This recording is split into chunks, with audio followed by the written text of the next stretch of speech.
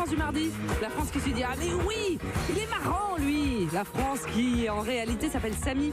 La France entre Saint-Denis et les États-Unis. La France qui a ramené l'humour de là-bas, ici. La France qui fait le clown et qui aime ça. C'est la France du comte de Boudherbala qui est avec nous ce matin.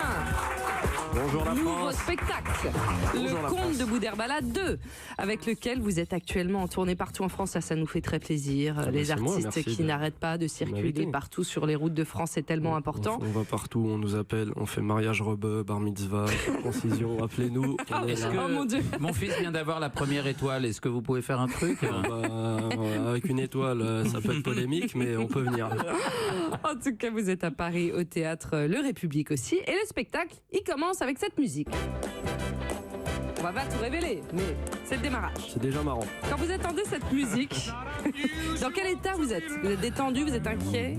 Non, c'est cool parce que ça me rappelle beaucoup de choses. Déjà, Tom Jones, c'est un grand de la musique cool, on va dire. Et puis, c'est une petite référence à Carlton dans Le Prince de Bel-Air où justement il dansait. C'est un maître du poil sur la poitrine. Série des années 90 qui était diffusée à l'époque sur France Télévisions. Sur Antenne 2. Mais oui, tout à fait. Antenne 2, Bertrand à l'ancienne. Cette force L'Europe du numéro 1. le stand-up, être seul, face au public, tout repose sur celui qui parle, c'est donc vous, et celui qui doit rire, Daphné, c'est le public. Et alors, est-ce qu'il y a des soirs où l'un est meilleur que l'autre? Bah après, une belle soirée, c'est aussi quand le public est participatif et que ça déconne. Et que mais est-ce qu'il y a des soirées où vous êtes dit, le public est bien meilleur que moi, là? Là, ils sont. Ah non, mais parfois on a des surprises grandioses et c'est ça qui fait la magie de chaque soirée. C'est pour ça que chaque soir c'est différent. Mais après c'est vrai, c'est le public aussi qui fait le show. Puis après moi dans le spectacle à la fin je fais un système de questions-réponses qui fait que on a un échange pendant 10-20 minutes, parfois plus et parfois ça va très très loin.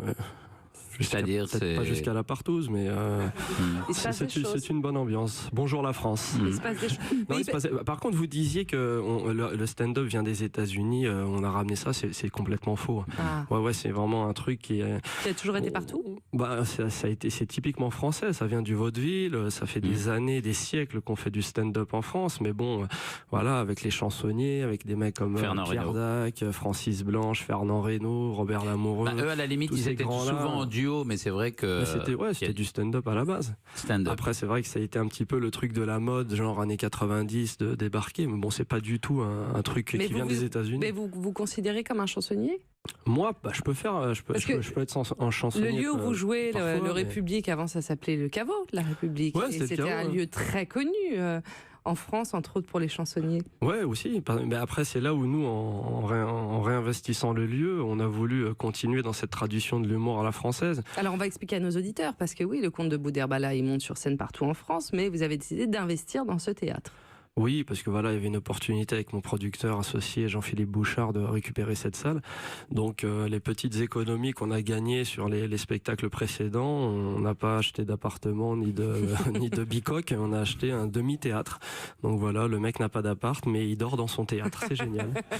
Ah oui, vous dormez dans le théâtre, vraiment? Ça m'arrive. Bah oui, mais après, c'est génial parce qu'on a voulu justement recréer un lieu.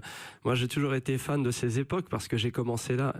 Avec cette ambiance-là, avec des mecs comme N.J. Jol, Patson, Eboué, avec pas le Comedy Club, mais c'était ce qu'on appelait bar de rire à l'époque. C'était un collectif d'humoristes. Ouais. Et vous dites l'humour à la française en 2 mots, c'est quoi l'humour à la française? Bah, c'est un humour qui s'est piqué, qui est qui tire sur tout le monde. C'est ce dont on a besoin ces temps-ci, parce que bon, on sent qu'il y a aussi des crispations, que c'est un petit peu compliqué de réunir tout le monde, et c'est ça qu'on arrive à avoir chaque soir dans la salle. Est-ce que ça vous arrive de vous dire il y a un public français là, je vais faire un truc sur les grèves à la SNCF? Non, mais quand on dit un public français, c'est ça, les chansonniers, c'est ça. Hein. Non, après, quand on dit un public français, c'est un public francophone. Donc après, c'est des blagues pour tous. Et après, c'est aussi la magie d'un spectacle vivant, c'est-à-dire on peut improviser et chaque soir, il va y avoir des personnes dans la salle et on va faire en sorte que tout le monde s'y retrouve. Très bon titre de spectacle, blague pour tous. On va écouter d'ailleurs. Une charba pour tous, blague pour tous.